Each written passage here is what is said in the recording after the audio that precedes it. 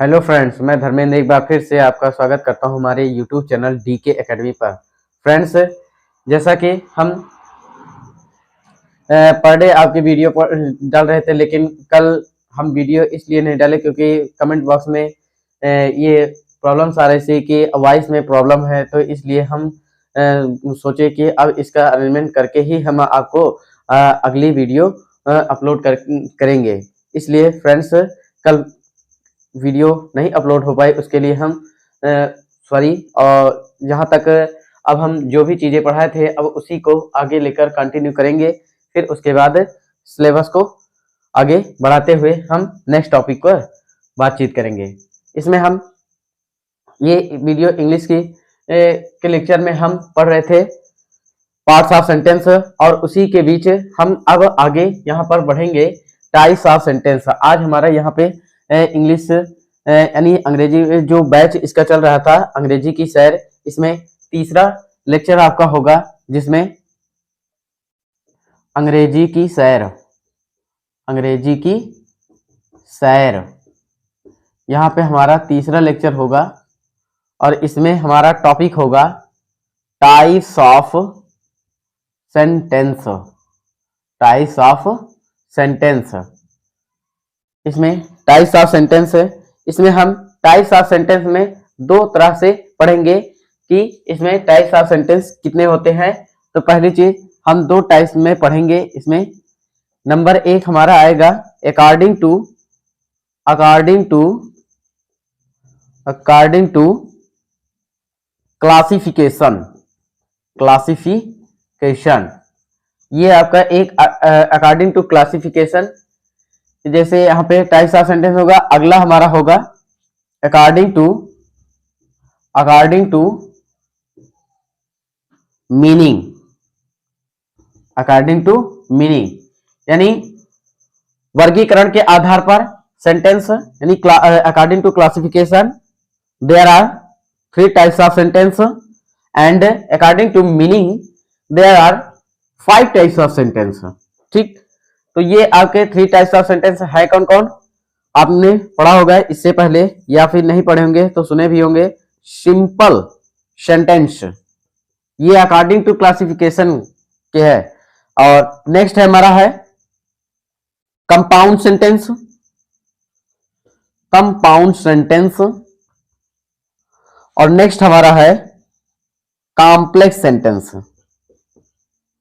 Complex sentence. ठीक, ये simple sentence, compound sentence, complex sentence, ये आपका अकॉर्डिंग टू क्लासिफिकेशन, यानी वर्गीकरण के आधार पर वाक्य तीन प्रकार के। यहां पे आपने पढ़ा होगा हमारा नंबर एक आता है असर्टिव सेंटेंस, असर्टिव सेंटेंस। और नंबर दो हमारा आता है interrogative sentence, interrogative sentence. Third number आता है हमारा इंपरेटिव सेंटेंस, इंपरेटिव सेंटेंस। चौथा हमारा आता है ऑप्टेटिव सेंटेंस, ऑप्टेटिव सेंटेंस। और पांचवा हमारा आता है एक्लामेटरी सेंटेंस, एक्लामेटरी सेंटेंस। ठीक है, तो ये रहा आपका अकॉर्डिंग टू मीनिंग, जिसमें assertive sentence, interrogative sentence, imperative sentence, optative sentence और एक्लामेटरी सेंटेंस।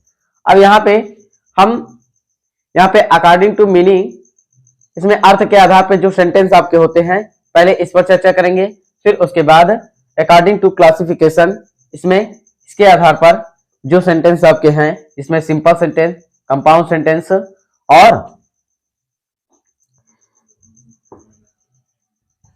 फिर उसके बाद कॉम्प्लेक्स सेंटेंस पर बात करेंगे। ठीक, तो इसको आप चाहे स्क्रीनशॉट ले लीजिए, फिर उसके बाद हम इसको इरेज करके इसमें एक एक करके आपको आगे विस्तार से बताएंगे।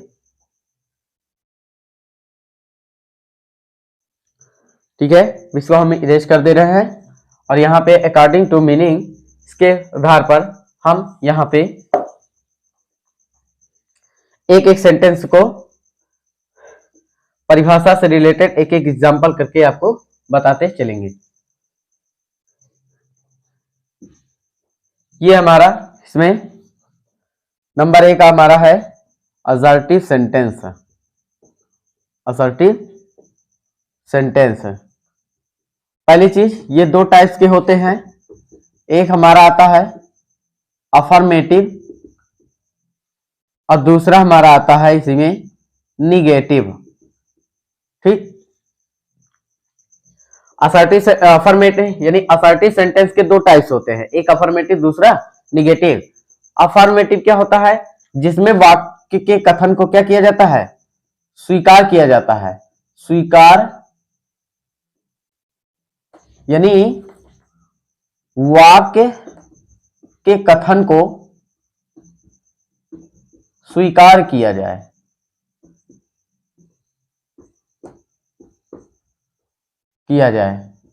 ठीक, एग्जाम्पल इसमें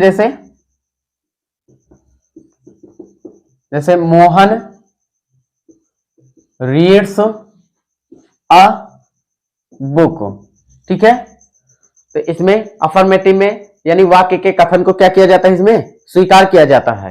जैसे Mohan reads a book, Mohan एक किताब पढ़ता है। अब यहां पे निगेटिव में क्या होगा, इसमें वाक्य के कथन को स्वीकार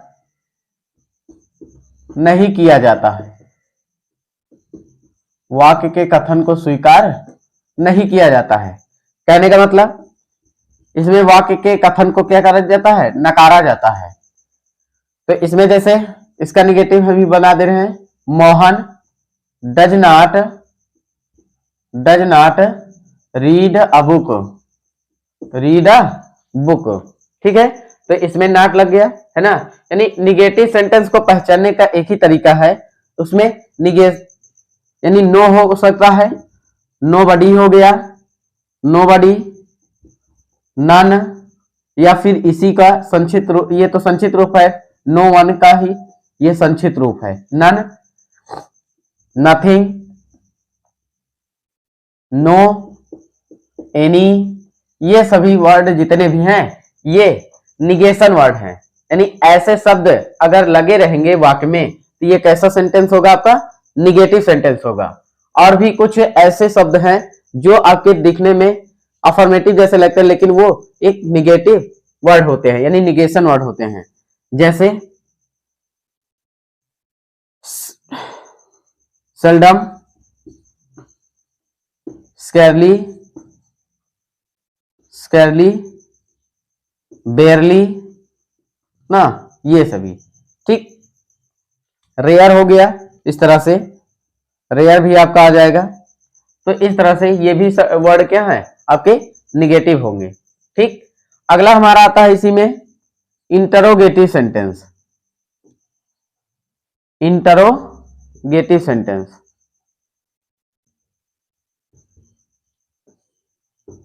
इंटरोगेटिव सेंटेंस में क्या होता है, इसमें वाक्य का जो कथन होता है उसमें प्रश्न किया जाता है। यानी वाक्य के कथन में क्या किया जाता है, प्रश्न किया जाता है। वाक्य के कथन में प्रश्न किया गया हो,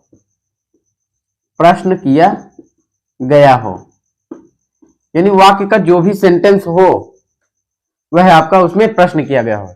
इसकी पहचान क्या होगी, पहचान इसकी कैसे करेंगे,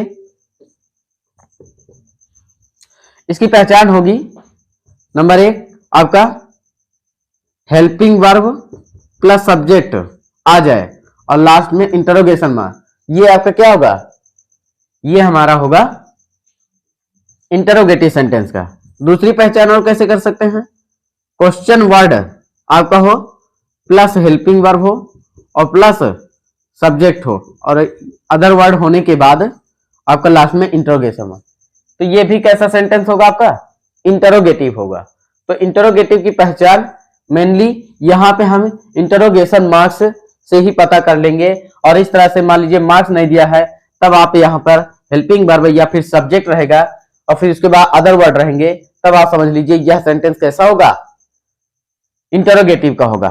क्वेश्चन वर्ड से भी सेंटेंस शुरू हो सकता है, लेकिन इसके जस्ट बाद आपका हेल्पिंग वर्ब आना चाहिए, उसके बाद सब्जेक्ट, उसके बाद अदर वर्ड जो भी हो, जैसे वर्ब हो गया ना इस तरह से, और लास्ट में इंटरोगेशन मार्क्स लगे रहेंगे। ये आपके इंटरोगेटिव हो गए। ठीक, अगला हमारा आता है इंपैरेटिव सेंटेंस। तीसरा हमारा आता है इंपैरेटिव।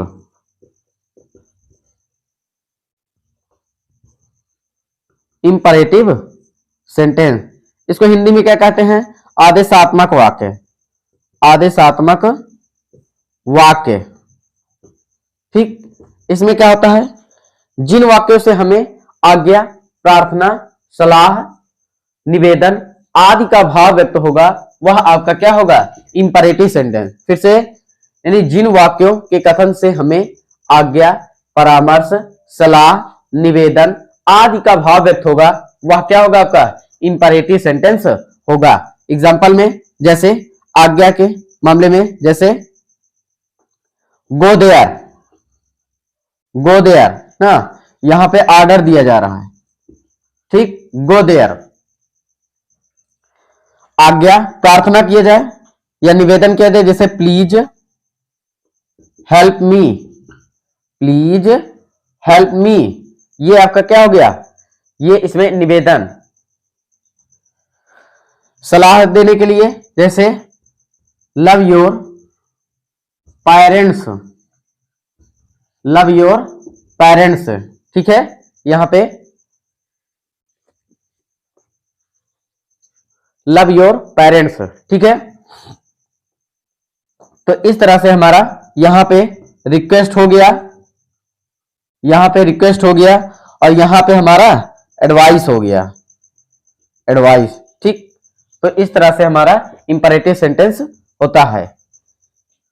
ठीक है, और भी इंपैरेटिव सेंटेंस के बारे में जान लेंगे। इसके बाद चाहे तो आप इसका स्क्रीनशॉट ले लीजिए, फिर उसके बाद हम इसको इरेज कर दे रहे हैं। ठीक है, तो अब हम इसको इरेज करके आपको इंपैरेटिव सेंटेंस में और भी चीजें बताएंगे। इसको इरेज कर दे रहे हैं।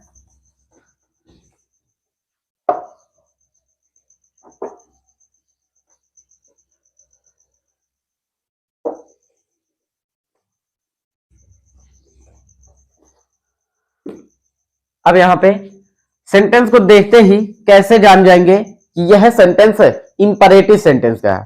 ठीक, सेंटेंस को देखते ही, यानी इंपैरेटिव सेंटेंस की पहचान, इंपैरेटिव सेंटेंस की पहचान।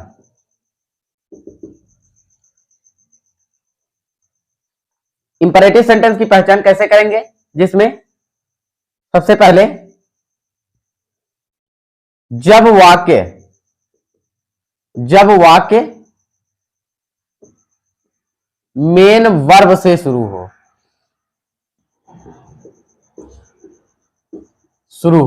ठीक है, जैसे एग्जाम्पल में जैसे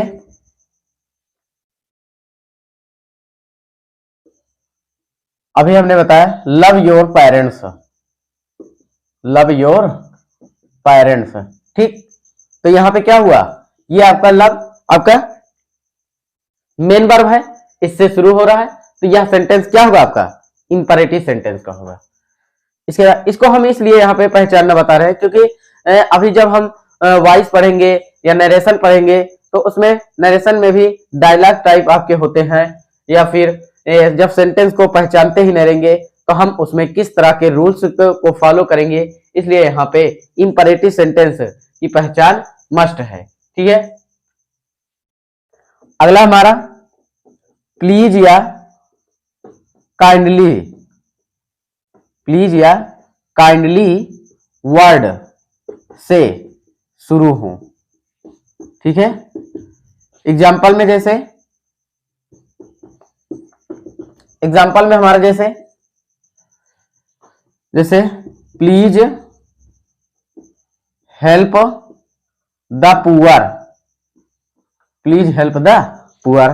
ठीक, तो यहां पे हमारा प्लीज वर्ड आ गया। इसके बाद ऑलवेज या फिर नेवर से शुरू हो। ठीक है, यानी इंपरेटिव सेंटेंस तभी होगा जब वह ऑलवेज और नेवर से शुरू हो। सेंटेंस ही शुरुआत के सेंटेंस में ही ऑलवेज या नेवर हो। जैसे एग्जांपल में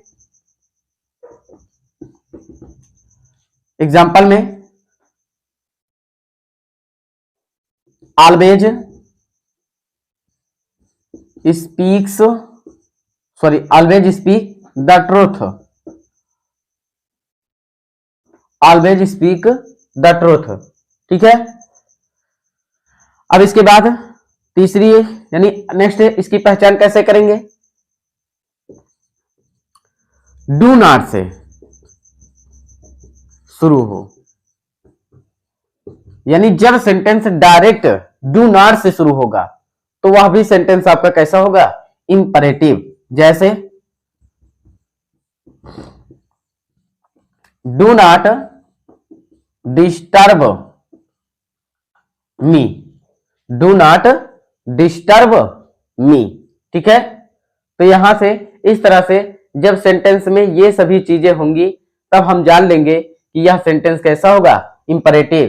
कहने का मतलब जब वाक्य में मेन वर्ब से शुरू होगा कोई सेंटेंस तब भी वह इंपरेटिव का होगा, प्लीज या काइंडली वर्ड से शुरू होगा तब भी वह सेंटेंस इंपरेटिव का होगा, और ऑलवेज या नेवर से शुरू होगा तो वह सेंटेंस आपका इंपरेटिव का होगा, और डू नॉट से कोई सेंटेंस शुरू होता है तो वह सेंटेंस आपका इंपरेटिव का होगा। एक इसकी और पहचान देख लीजिए, फिर उसके बाद यहां से ये समाप्त होता है। अगला, कोई सेंटेंस लेट से शुरू हो, लेट से शुरू हो तो वह सेंटेंस भी इंपरेटिव का होगा। जैसे let me teach now, let me teach now, अब मुझे पढ़ाने दो। ठीक है, तो यहां पर लेट सेंटेंस में आ गया है, यह भी कैसा सेंटेंस होगा? हमारा इंपरेटिव का होगा। तो यही सभी चीजें इंपरेटिव सेंटेंस को पहचानने का एक बहुत ही आसान तरीका रहा। आप इस तरह के सेंटेंस जब कभी कहीं भी देखेंगे तो आप इसको पैसिव में भी बदलने में आपको आसानी रहेगी और नरेशन को भी चेंज करने में आपको दिक्कतें नहीं आएंगी। ठीक, तो सेंटेंस की पहचान जरूरी है, आप इसको जरूर ध्यान दीजिएगा। ठीक है, अब इसके बाद हम अगले सेंटेंस पर आते हैं, ऑप्टेटिव सेंटेंस। अगला हमारा है optative sentence. Optative sentence, optative sentence क्या होता है? जिन वाक्यों से हमें किसी आशीर्वाद और अभिशाप आदि का भाव व्यक्त हो, वहां पर क्या होता है? Optative sentence. फिर से, यानी जिन वाक्यों में हमें इच्छा, आशीर्वाद, अभिशाप आदि का भाव व्यक्त हो वह आपका कैसा सेंटेंस होगा? ऑप्टेटिव सेंटेंस होगा। ठीक है, इसे हिंदी में इच्छावाचक या सूचक वाक्य भी कहते हैं। ठीक है, इच्छावाचक या इच्छा सूचक वाक्य कहते हैं। ठीक, तो इसमें जैसे इसका एग्जाम्पल क्या होगा? जैसे may God bless you, may God bless you. ठीक, इसमें एक्सक्लेमेशन मार्क भी लगा होता है, मे गॉड ब्लेस यू, भगवान आपकी रक्षा करे। आप प्रार्थना भी कर रहे हैं ना, इच्छा व्यक्त कर रहे हैं। और भी कोई, जैसे इच्छा, प्रार्थना, और उसके बाद अभिशाप में जैसे हमारा आएगा, अभिशाप में जैसे गुस्से से हम किसी व्यक्ति को कहते हैं कि may you go to hell. ठीक है, may you go to hell. ठीक है, तो यहां पे क्या हो जाएगा? यह भी सेंटेंस, इसमें अभिशाप दिया जा रहा है। ठीक है, इसमें अभिशाप दिया जा रहा है, may you go to hell, तो यहां पर अभिशाप दिया जा रहा है, तो यह सेंटेंस आपका कैसा होगा? ऑप्टेटिव होगा। ठीक है, अब इसके बाद हम अगला सेंटेंस, इसमें एक और बचता है, इसके इंट्रोडक्शन के बारे में ही थोड़ा जान लेंगे, फिर उसके बाद यहां से यह टॉपिक समाप्त होगा।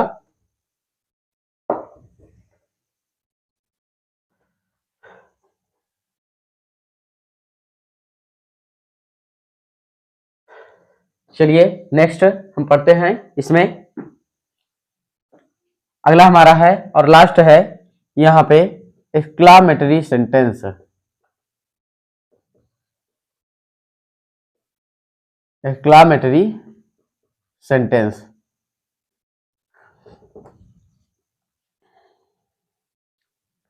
एक्सक्लामेटरी सेंटेंस में क्या होता है, इसमें यानी एक्सक्लामेटरी सेंटेंस में इसमें यानी ऐसे वाक्यों से हमें हृदय में उठने वाले अचानक आश्चर्य, है ना, शोक, खुशी आदि का भाव व्यक्त हो, यानी हृदय में अचानक होगा, इसमें आपके ऐसे भाव अचानक आएंगे। जैसे इसका एग्जांपल में